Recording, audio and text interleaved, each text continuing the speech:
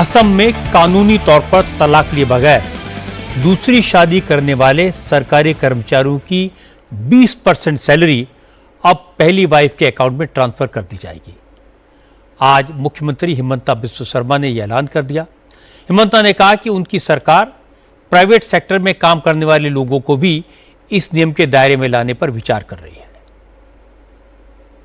कर्मचारी कभी भी बहु विवाह नहीं कर सकता है।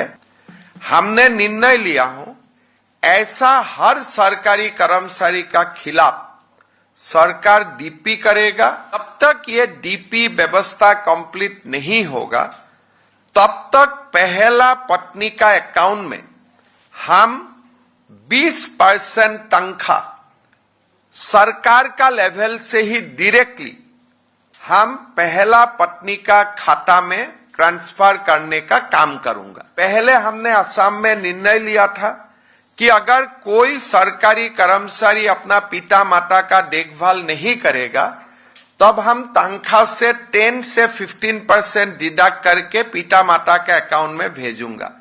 ये स्कीम काफी सक्सेस रहा है। अभी जो 20% सैलरी हम ट्रांसफर करूंगा पहला पत्नी का नाम में और साथ साथ डिपार्टमेंटल प्रोसीडिंग भी शुरू होगा।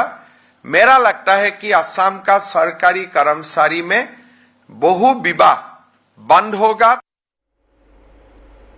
असम सरकार ने यूसीसी के जरिए एक से ज्यादा शादियों पर पहले ही रोक लगाई हुई है। अब सैलरी में 20% कटौती करने का फैसला लिया है और पहले भी हिमंता ने इस तरह के फैसले लिए हैं। पहले सोशल वेलफेयर को ध्यान में रखकर उन्होंने फैसला लिया था कि सरकार ने अपने माता पिता को इग्नोर करने वाले कर्मचारियों से उनकी सैलरी से 10 से % सैलरी डिडक्ट कर ली जाएगी और ये पेरेंट्स के अकाउंट में भेज दी जाएगी। अब इसका डर हुआ तो लोगों ने अपने माता पिता का ख्याल रखना शुरू कर दिया। अब हिमंता को उम्मीद है कि नए फैसले से बहुविवाह के मामलों में कमी आएगी।